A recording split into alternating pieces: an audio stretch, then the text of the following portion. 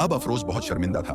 बार बार मौलवी से गुहार लगाने लगा कि कोई हल निकाले, पर मौलवी साहब ने साफ कह दिया कि इस पूरे कबीले से लड़ाई करना उनके बस की बात नहीं है। उन्होंने हवेली वालों को यही सलाह दी कि वे चुपचाप यह जगह खाली कर दें। मौलवी बिना कोई उपाय किए चला गया। अब हवेली में शोक का माहौल था।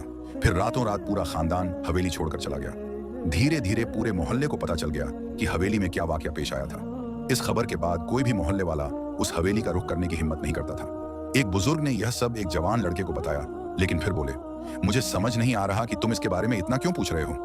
बुजुर्ग की बातों ने उस लड़के को बहुत कुछ सोचने पर मजबूर कर दिया।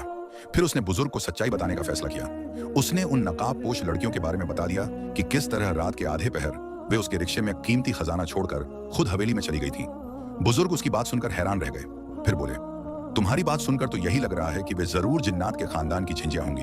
हो सकता है कि वे सरदार की शहजादियां हों, क्योंकि लोगों का कहना है कि रात के आधे पहर इस हवेली से अजीबोगरीब आवाजें सुनाई देती हैं। कई लोगों ने छत पर चलते फिरते जिन्नात को भी देखा है।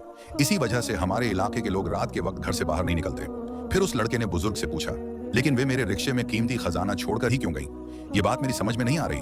बुजुर्ग ने जवाब दिया, ये बात तो मैं भी नहीं जानता बेटा, लेकिन हो सकता है कि वे अपना खजाना लेने तुम्हारे पास दोबारा जरूर आए।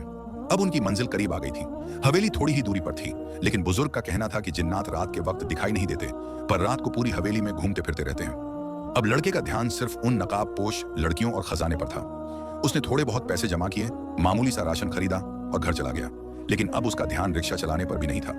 उसकी अम्मा अलग परेशान थी कि कहीं कोई चोर डाकू उस खजाने की वजह से घर में ना घुस आए। आखिरकार लड़के ने अपने दिल को मजबूत किया और रात में हवेली जाने का फैसला किया। बगैर अम्मा को बताए जैसे ही रात हुई, वह हवेली की तरफ निकल पड़ा। अपने रिक्शे को उसने थोड़ी दूर एक दरख्त के नीचे खड़ा कर दिया और पैदल हवेली की ओर बढ़ने लगा। सारी गलियां सुनसान थीं, चारों ओर गहरा सन्नाटा था। इंसान तो दूर की बात, कोई परिंदा भी पर मारता नहीं दिख रहा था। रात का अंधेरा गहराता जा रहा था। हवाओं में अजीब सी सिहरन थी, जैसे कोई छुपकर सब कुछ देख रहा हो। इंसान तो दूर की बात थी, यहां कोई जानवर तक नजर नहीं आ रहा था। सरफराज के दिल में